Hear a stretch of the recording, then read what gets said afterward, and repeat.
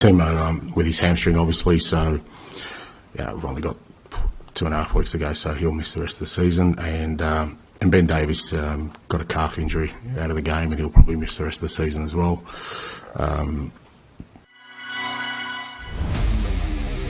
안녕하세요, 볼리TV 소영입니다. 엎친 데 덮친 격입니다. 안 그래도 이탈자가 많은 토트넘인데 북런던 더비 패배도 컸습니다만 여기에서 부상자가 더 나왔어요. 가용 자원이 크게 줄어들었습니다. 첼시, 리버풀, 번리, 맨시티, 그러니까 북런던 더비 이후로도 계속 지금 중요한 일정들이 이어지지 않습니까? 여기 일정표 보시는 것처럼 진짜 어떻게 일정을 짜도 이렇게 짰는지. 지금 타프 진입 목표로 하고 있는 팀인데 너무 힘든 일정들이 좀 많이 있고요. 그 출발점이 되는 첼시 같은 경우는 토트넘 또 킬러기 때문에 최근 전적을 이따 또 말씀드리겠습니다만 상당히 부담스러운 일정인데 여기에서 또 이탈자들이 추가가 되면서 굉장히 뼈아픈 그런 시기가 됐습니다. 포스테코글루 감독이 직접 기자회견에서 밝힌 바에 따르면 벤 데이비스가 종아리 부상, 그리고 티모 베르너가 햄스트링 부상, 이렇게 두 선수가 나란히 올 시즌에 다시 뛸 수가 없게 됐습니다. 시즌 아웃 오피셜입니다. 그래서 지금 토트넘 부상자 리스트들을 제가 쫙 한번 나열을 해봤는데 꽤 많죠. 게다가 이게 한쪽이 다 쏠렸어요. 왼쪽 라인이 괴멸입니다. 특히 수비. 실존 인물이 맞냐는 농담까지 나오고 있는 세스명부터 그 다음에 최근에 수술대 올라서 인스타그램으로 시즌 아웃 공표를 했던 우도기, 그리고 지난 북런던 더비 때 굉장히 고전했었던, 마지막에 어쨌든 손흥민 선수에게 페널티킥 찰 수 있는 기회를 만들어줬었던 벤 데이비스도 왼쪽 쿨백을 이제 볼 수 있는 선수인데 이 선수까지 지금 부상으로 완전히 지금 나가 떨어졌기 때문에 왼쪽 수비가 진짜 다 없어요. 게다가 지금 앞쪽에 왼쪽 윙어들도 마노 솔로몬은 계속 오랫동안 안 나오고 있고 티모 베르너가 이번에 또 빠지게 되면서 전체적으로 왼쪽 라인에 상당히 지금 선수층이 얇아졌습니다. 그래서 지금 현실적으로 보면 에메르송 로얄이 왼쪽으로 이동을 해서 출전을 하지 않을까 이렇게 예상이 되고, 반더벤 왼쪽으로 옮기고 드라구신이 센터백을 볼 수 있는 가능성도 물론 있습니다만 지금까지 포스테코글루 감독이 해왔던 축구를 생각을 하면 그렇게 이례적인 깜짝 기용을 잘 안 하는 스타일이기 때문에 일단 로얄이 나오는 것이, 로얄 컨디션이 이상하지 않다면 좀 우선시 돼야 되지 않을까 생각은 됩니다. 그렇기 때문에 지금 토트넘 입장에서는 상당히 좀 부담이 가는 부분이고, 그래서 토트넘의 첼시전 선발 예상 라인업을 보면 이렇습니다. 수비 쪽은 포로, 로메로, 반더벤, 로얄 이렇게 포백이 나오고, 그 앞에 사르하고 비수마가 중앙 미드필드 조합을 쓰지 않을까 생각이 되고요. 진행하기 때 호이비에르가 너무 못하기 때문에 벤탄쿠르도 그냥 좋은 평가를 받지 못했고, 그리고 이선에는 요게 이제 어떻게 보면 우리한테 가장 관심이 가는 부분이죠. 손흥민을 톱으로 쓸 건지 아니면 윙어로 뺄 건지. 근데 지금 베르노까지 빠진 상황에서 존슨을 왼쪽에 쓰고 손흥민을 톱으로 넣는다? 이것보다는 제 생각에도 히샬리송을 톱에 놓고 손흥민을 왼쪽, 메디슨을 저는 좀 뺐으면 좋겠는데 메디슨 자리에 셉세비를 넣어보고 오른쪽에 존슨을 넣는 게 차라리 어떨까 싶긴 한데, 어쨌든 아무래도 확률적으로 봤을 때는 메디슨을 뺄 가능성은 별로 없어 보이기 때문에 히샬리송 톱, 그리고 이선에 셉세비, 메디슨, 손흥민 이런 조합으로 가지 않을까 생각이 됩니다. 사실 이 베스트 11 라인업만 보면 크게 공백이 느껴지진 않는데, 일단 대체 자원이 너무 좀 없는 상황이어서 상당히 선수층이 얇은 상태로, 또 한 명이라도 다치면 좀 문제가 되고, 게다가 로얄 같은 경우는 최근 너무 안 뛰었잖아요. 게다가 본인의 본 포지션이 오른쪽인데 왼쪽을 뛸 수 있는 선수이긴 하지만 아무래도 좀 반대발 풀백을 봐야 되니까, 물론 상대팀 오른쪽 공격에 대한 대비 차원에서 맞는 그런 방식일 수도 있기는 합니다만, 왜냐하면 나올 걸로 예상이 되는 마두에케 선수가 안쪽으로 들어오는 공격을 펼칠 때 좀 대응을 한다는 차원에서. 하지만 어쨌든 간에 토트넘 입장에서는 상당한 타격이다, 벤 데이비스하고 베르너의 이탈은. 그래서 손흥민 선수 왼쪽에 나오고 히샬리송이 전방에 나올 것 같고요. 보는 김에 첼시 예상 라인업도 한번 보면, 일단 산체스 골키퍼가 아직 100% 회복이 안 됐다고 하니까 페트로비치가 나올 것 같고, 그 다음에 포백에 길크리스트, 찰로바, 바디아실, 쿠쿠렐라, 요게 포백입니다. 굉장히 첼시가 지금 수비 조합이 약합니다.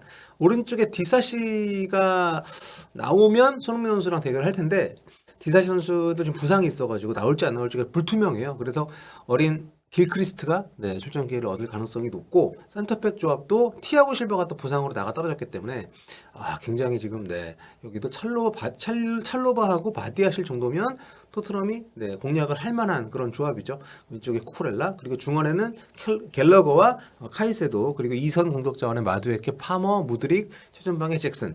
니콜라스 잭슨이 결정적은 참 개판이지만 뭐 지난번 토트넘하고 경기에서 헤트트릭 했었기 때문에 아무튼 이 라인업 보면 충분히 토트넘이 뭐 첼시 원정이긴 하지만 해볼만 하긴 합니다. 예, 뭐 일단 첼시가 지금 토트넘보다 부상자가 많아요. 홈페이지에서 밝힌 바에 따르면 지금 현재 부상으로 이번 경기에 못 나올 가능성이 높은 선수가 14명입니다.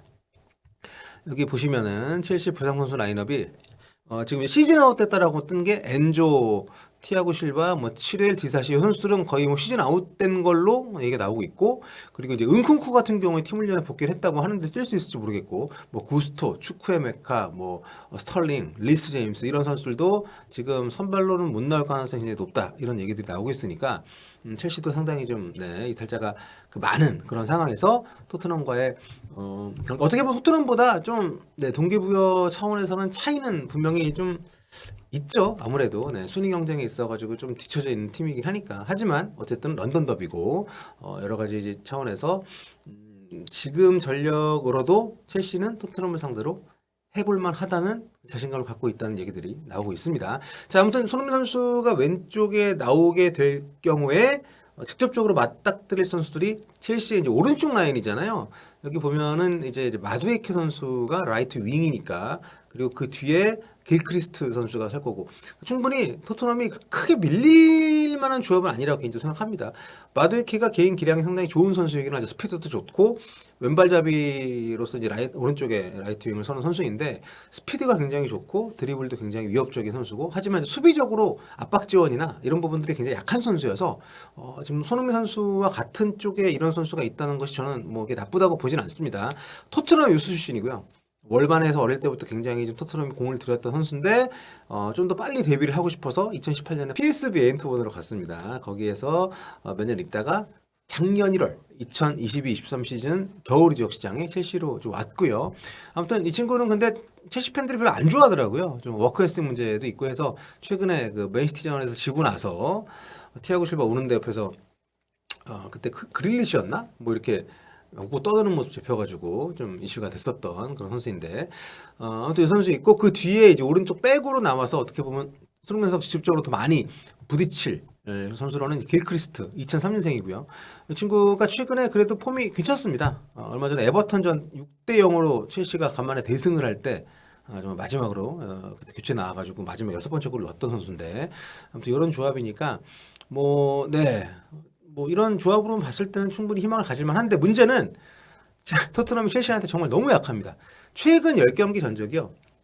토트넘이 첼시 상대로 1승밖에 없습니다. 1승 2무 7패입니다. 1승을 했더라도 무승부가 많을 수도 있는데 그것도 아니에요. 무려 7번을 졌고요. 첼시 입장에서는 토트넘 만나면 7번을 이겼다는 거지. 70%입니다. 승률이. 게다가 첼시 원정, 첼시 홈으로 토트넘이 원정 갔을 때 성적은 정말 최악입니다. 최근 38경기에서 1승밖에 없어요. 네. 1승, 13무, 24패. 엄청나지 않습니까? 마지막 승리가 2018년 4월 달에 3대 1로 이겼던 경기인데 그게 벌써 6년 넘었네요. 그렇죠? 당시 손흥민 선수가 이제 원톱으로 선발 출격을 했었고요. 케인이 그때 이제 교체로 후반 30분쯤에 들어왔었습니다. 에릭센이 먼저 골 먹고 에릭센이 동점골 넣고 그 다음에 이제 그 당시 레프트윙으로 뛰었던 델레알리가 2골을 넣어가지고 역전승을 했었던 그런 경기인데 그게 최근 38경기에서 유일한 승리라고 하니까 스탠포드 브릿지 간다는 거는 거의 뭐 지러가는 느낌이 드는 그런 기록인데 참고로 손흥민 선수는 역대 첼시전에서도 그 팀 못지않게 성적이 좋지 않습니다. 18경기에서 2골밖에 못 넣었습니다. 우리가 그 첼시전 그 역대급 솔로골 번리전 그 푸스카스 골 나오기 전까지 정말 역대급 골로 그 칭송을 받았던 그 골이 나오긴 했지만 그건 이제 홈경기였고 그거 제외하면 한 골밖에 없었다는 거죠. 그만큼 첼시전 때는 팀 전체가 워낙 고전을 했기 때문에 손흥민 선수도 그렇게 돋보이지를 못했다. 뭐 아스날전 20경기 8골 2도움, 맨시티전 18경기 8골 4도움 이것들하고 비교를 하면 확실히 차이가 크죠. 상대적으로 부진하다고 해도 좋은 손흥민 선수 개인으로 봐서는 첼시전에 최근 10경기 무득점입니다. 그리고 뭐 이번 경기에서 그걸 좀 깼으면 좋겠는데 모르겠습니다. 워낙 토트넘이 최근 좋지가 않으니까. 하지만 첼시 앞서서 제가 말씀드렸던 것처럼 첼시도 지금 정상이 아니고 또 오른쪽 라인이 그래도 공략해 볼만 하니까 기대를 한번 해보도록 하겠습니다. 자, 이 경기 출전을 하게 되면 손흥민 선수는 리그의 통산 299번째 경기 출전입니다. 토트넘 역대 프리미어리그 최다 출전 기록에서 데런 앤더턴 선수하고 공동 3위에 등극을 하게 되는데요.